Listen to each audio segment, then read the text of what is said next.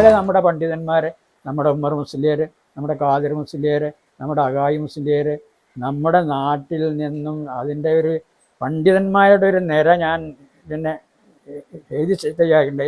ഏതാണ്ട് ഒരേ സമയത്ത് 80-ൽ പരം പണ്ഡിതന്മാർ ജീവിച്ചിരുന്ന ഈ നാട് ഇന്നും അന്നും എന്നും എവിടെയും കാപ്പിനെ സംബന്ധിച്ച് പറഞ്ഞാൽ പണ്ഡിതന്മാരുടെ നാട്, മൂല്യന്മാരുടെ നാട് എന്ന ആ ഒരു പ്രശസ്തിയാണ് ഈ നാടിനുണ്ടായിരുന്നത്. തന്നെയുമല്ല, അവരോടൊന്നിച്ച് നിൽക്കുന്ന കാരണവന്മാർ, അതൊക്കെ കഴിഞ്ഞുപോയ ചരിത്രമാണ്. ഇപ്പോൾ ഓർക്കുമ്പോൾ വേദന വന്നു.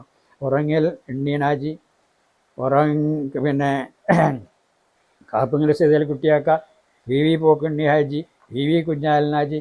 വി കുഞ്ഞാലനാജി ഏറെക്കാലം ഈ പള്ളി കമ്മിറ്റിയുടെ ഖജാൻജിയായിരുന്നു.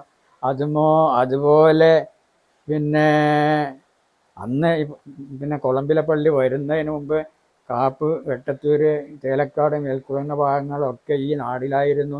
അന്ന് കാപ്പുങ്കലെ ബാപ്പു ഹാജി നല്ലൊരു സഹായിയായിരുന്നു. പുത്തൻകോട്ട് പോക്കുണ്ണി ഹാജി നല്ലൊരു സഹായിയായിരുന്നു. പിന്നെ എരിയത്തൊടുവിൽ പോക്ക് ഹാജി നല്ലൊരു സഹായിയായിരുന്നു. അങ്ങനെ ഒരുപാട് ആൾക്കാരുടെ സേവനം ഇന്ന് ഈ കാപ്പിനെ, ഈ ഇവിടുത്തെ പള്ളി ദർസിനെ, ഇവിടുത്തെ മഹലിനെ ഐശ്വര്യപൂരിതമായൊരു മഹലിലും കമ്മിറ്റിയും ഒരു നാടുമാക്കി തീർത്തു എന്നുള്ളത് ചരിത്രം നമ്മളെ ഓർമ്മപ്പെടുത്തുന്നു. പക്ഷേ അതൊന്നും ഏറെക്കുറെ ആൾക്കാർ ചിന്തിക്കുന്നില്ല. കാരണം നമ്മുടെ പഴയ തലമുറയെ സംബന്ധിച്ച് പറയുമ്പോൾ വളരെ കൂടുതൽ അവർ ഈ നാടിന് വേണ്ടി ചെയ്തിട്ടുണ്ട്. ഒരു സമയത്ത് നമ്മുടെ പള്ളി പുതുക്കി പണിയുമ്പോൾ അതൊക്കെ മനസ്സിൽ നിന്നും മറഞ്ഞു പോകാത്ത ചില ഓർമ്മകളാണ്. പള്ളി പുതുക്കി പണിയുമ്പോൾ ഒരു ഭാഗത്ത് നമ്മുടെ മരിച്ചുപോയ മഹമ്മൂദ് സിറ്റിസൺ മഹമ്മൂദ് പോപ്നയുടെ മകൻ മഹമ്മൂദ്, ഒരു ഭാഗത്ത് മൂപ്പര് മാത്രം ആ തൂണ് ഭയങ്കര ഒരു ഇതാണ്. ഒരു ഭാഗത്ത് മൂപ്പരും പിടിച്ചു, മറുഭാഗത്ത് 4-5 ആൾക്കാർ ഒന്നിച്ച് പിടിച്ചു. പോക്കുണ്യാജി വരെ പിടിച്ച് ആ 4 ആൾക്ക് പകരം ഒരു ഭാഗത്തെ മഹമ്മൂദ് മാത്രം ആ തൂണെടുത്ത് വെച്ച സംഭവങ്ങളൊക്കെ വളരെ ഉള്ള കാര്യമാണ്. അങ്ങനെ എല്ലാവരും ഈ കാര്യങ്ങളിലൊക്കെ പ്രവർത്തിച്ച ഒരു നാടാണ് ഈ നാട് എന്നുള്ളത് അഭിമാന പുരസ്സരം. ഇന്നും ആ രംഗത്ത് പ്രവർത്തിക്കുന്നവരൊക്കെ ഈ നാടിനെയും മഹലിനെയും ഇവിടുത്തെ പണ്ഡിതന്മാരെയും ആദരിക്കുന്നു. എങ്കിലും പണ്ഡിതന്മാർ ഏറെക്കുറെ എല്ലാവരും 100% എന്ന് പറയുന്നില്ല, 90% അസ്തമിച്ചു പോയ ഒരു നാടായി ഇത് അങ്ങനെയും മാറിയിട്ടുണ്ട് എന്നുള്ളത് നമുക്ക് ഒരു ദുഃഖസത്യമായി നിലകൊള്ളുന്നു. എങ്കിലും അള്ളാഹു രക്ഷിക്കട്ടെ. ഈ അടുത്ത കാലങ്ങളിലൊക്കെ ആയിട്ട് ഒന്നിച്ച്, അതായത് നമ്മുടെ നാടിന് അഭിമാനിക്കാൻ വകയുള്ള ഒരു 3 പണ്ഡിതന്മാർ, ഉമർ ഉസ്താദ്, ഖാദിർ ഉസ്താദ്, അഗായി മുസ്ലിയാർ, ഇവരെന്നും പള്ളിയുടെ മെഹ്റാബിൽ വന്നാൽ ഒത്തുകൂടിയാൽ ആ ഒരു മൂവരൈക്യം അത് വലിയൊരു സംഭവം തന്നെയായിരുന്നു. അവർ 3 ഏതാണ്ട് ഒരു കാലഘട്ടത്തിൽ ഒന്നിച്ച് ഒപ്പമാണ് 3 പേരും മരിച്ചത് എന്നുള്ളതും നമ്മളെ സംബന്ധിച്ചിടത്തോളം ഒരു വലിയ സംഭവമാണ്. ഉമർ ഉസ്താദിനെ സംബന്ധിച്ചിടത്തോളം അന്ന് അവർ ബാക്കിയാത്തിൽ പഠിക്കാൻ പോണ സമയത്ത് ഉമർ ഉസ്താദ്, ഖാദിർ മുസ്ലിയാർ, ആറങ്ങോട്ട് അബൂബക്കർ മുസ്ലിയാർ, ഇവർ 3 ഒന്നിച്ചാണ് പോയിരുന്നത്. അന്നൊന്നും അധികം ആൾക്കാർ പോകാത്ത ആ സമയത്ത് കാപ്പിൽ വെച്ചിട്ട് അവർക്ക് യാത്രയപ്പ് ചെയ്തതൊക്കെ മനസ്സിൽ നിന്നും ഒരു നല്ല ഒരു അനുഭവമായി ഓർമ്മ വരികയാണ്. നമ്മളൊക്കെ അന്ന് ചെറുപ്പമാണ്. അങ്ങനെ അവിടുന്ന് വന്ന് അവർ പല ഭാഗങ്ങളിലും ദർസ് നടത്തി അങ്ങനെ ഒരുപാട് സ്ഥലങ്ങളിൽ ദർസ് നടത്തി. അതായത് അവരുടെയൊക്കെ ജീവിതം എന്ന് പറഞ്ഞാൽ ഇല്ലായ്മയിൽ ജീവിച്ച് എല്ലാം നേടിയിട്ടില്ലെങ്കിലും ശരി ഐശ്വര്യപൂരിതമായ ജീവിതം നടത്തിയ വ്യക്തിത്വങ്ങളായിരുന്നു. ഉമർ ഉസ്താദിൻ്റെ ഒരു പ്രാവശ്യം ഭയങ്കര ഇപ്പോൾ ഈ മരിക്കുന്നതിൻ്റെ ഏതാനും കൊല്ലങ്ങൾക്ക് മുമ്പ് ഭയങ്കര ഒരു രോഗം വന്നു. ആ രോഗം അങ്ങനെയൊന്നുമില്ല, ഉറക്കമില്ലായ്മ, അങ്ങനെ അദ്ദേഹം ആരോടും പറഞ്ഞിരുന്നില്ല. അപ്പോൾ അങ്ങനെ അദ്ദേഹം ഈ വിവരം എന്നോട് പറഞ്ഞു. ഞാനങ്ങനെ നമ്മുടെ ഫവാസിനെയും കൂട്ടി ഞങ്ങൾ ഉമർ ഉസ്താദും ഞാനും ഫവാസും കൂടി കോഴിക്കോട് ശാന്തകുമാർ ഡോക്ടറെ അടുത്ത് പോയി.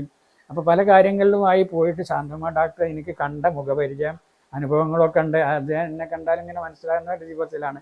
അങ്ങനെ ശാന്തകുമാർ ഡോക്ടറെ അടുത്തേക്ക് ചെന്ന് ശാന്തകുമാർ ഡോക്ടറോട് ഞാൻ ഇയാളെ സംബന്ധിച്ച് പറഞ്ഞു, സമസ്തയുടെ ഇതാണ്, അതുകൊണ്ട് ഇങ്ങനെയാണ്, ഉറക്കക്കൊമ്മിയാണ്, മറ്റു കാര്യങ്ങളൊന്നുമില്ല, ഉറക്കത്തിലൊരു കുഴപ്പമുണ്ട്, അതുകൊണ്ട് ഇങ്ങനെയാണെന്നൊക്കെ പറഞ്ഞ് അങ്ങനെ. അപ്പോൾ അയാൾ ഇയാൾ ആര് എന്നുള്ള രൂപത്തിൽ എന്നോട് ആംഗ്യ ഭാഷയിൽ ചോദിച്ചു. ആര്? ഡോക്ടർ. ഈ വ്യക്തി ആരാണ് എന്നുള്ള രൂപത്തിൽ ആംഗ്യ ഭാഷയിൽ എന്നോട് ചോദിച്ചു. അപ്പം ഞാൻ പറഞ്ഞു തന്നെ ആളാണ്, സമസ്തയുടെ ഒരു വലിയ ആലിമാണ്, ഇങ്ങനെ കോളേജ് ഇങ്ങനെ അടുത്താണ് അങ്ങോട്ടാണ് എന്നൊക്കെ പറഞ്ഞ് അങ്ങനെ എന്നോട് പുറത്ത് നിൽക്കാൻ പറഞ്ഞു ഡോക്ടർ. ഞാൻ പുറത്തിറങ്ങി. ഡോക്ടർ അയാളോട് പലതും ചോദിച്ച് പിന്നെ എന്നെ തിരിച്ചു വിളിച്ചു പറഞ്ഞു, വിഷയമൊന്നുമില്ല, ഏതാനും ദിവസത്തെ ഒരു ഗുളിക ശരിയാവും പറഞ്ഞിട്ട് അങ്ങനെ കൊടുത്തു. അങ്ങനെ ഉമർ ഉസ്താദിനെ കൈ പിടിച്ച് ആനന്ദിച്ച് സന്തോഷത്തോടെ ആ ഡോക്ടർ യാത്ര അയച്ചത് അദ്ദേഹത്തിന് അവിടുന്ന് പറഞ്ഞുവിടാൻ മനസ്സില്ലാത്ത രൂപത്തിൽ നല്ല സന്തോഷത്തോടെ ഉമർ ഉസ്താദിനെ ആ ഡോക്ടർ നോക്കിയത് ഒരു അനുഭവമാണ്. അതുപോലെ മരണശേഷം, ഉസ്താദിൻ്റെ മരണശേഷം അങ്ങനെ ഞങ്ങൾ ഗൾഫിൽ നിന്നൊക്കെ ഞാൻ വരുമ്പോൾ പിന്നെ ഈത്തപ്പഴം, അതുമാതിരി സംസം വെള്ളം, അങ്ങനെ പഴപ്പഴും, അതുപോലെ മൂപ്പര് അവിടെ കൊണ്ടോട്ടിയടുത്ത് ദർസിലുണ്ടായിരുന്നു. അന്ന് ഞാൻ വല്ലപ്പോഴും ഇവിടെ കോഴിക്കോട് പോകുമ്പോൾ അവിടെ വെച്ച് മൂപ്പരെ ചെല്ലും കണ്ടിട്ടും ഞങ്ങൾ തമ്മിലുള്ള വലിയ ബന്ധമായിരുന്നു. അങ്ങനെ മരണശേഷം ഞാൻ സ്ഥാനെ സംബന്ധിച്ചിടത്തോളം ഒരു കവിത എഴുതി. അങ്ങനെ 100-300ഓളം കോപ്പികൾ സമസ്തയുടെ എല്ലാ ഭാഗങ്ങളിലും അത് പോയിട്ടുണ്ട്.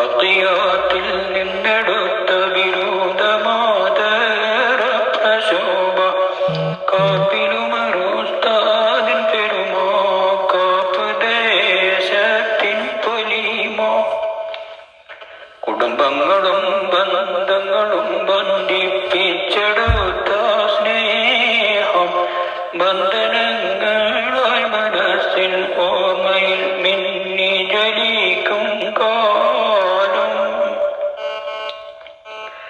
ഞങ്ങളെ പണ്ഡിത ജ്യോതികൾ വിളക്കു കാട്ടിയുയർത്തി അവരൊക്കെയും മറഞ്ഞു പിരിഞ്ഞു റബ്ബിലേക്കടുത്തു. എണ്ണിയാലൊടുങ്ങാത്ത ശിഷ്യന്മാർക്ക് ഇൽമ് പകർന്നു പുഞ്ചിരി തൂകി മനസ്സ് തുറന്ന് സൗഹൃദം വളർത്തി. എളിമയും തെളിമയുമായി ജീവിച്ചു മാതൃക കാട്ടി ഏവരിലും ദുഃഖമാഴ്ത്തി ആ മഹാന്മാറഞ്ഞു. അലമാകെ പടച്ചു തോറ്റും തമ്പുരാനല്ലാഹ് ഞങ്ങളെ ഉമറുസ്താദിന്നാഹിറും ഹൈറാക്കണം അല്ലാഹ്. കാലമെത്ര കൊഴിഞ്ഞൊഴിഞ്ഞാലും കാലടി മാഞ്ഞു മറഞ്ഞാലും തലമുറ തലമുറയെന്നും നെഞ്ചിലേറ്റി ആദരിക്കും ആ മഹാനെ.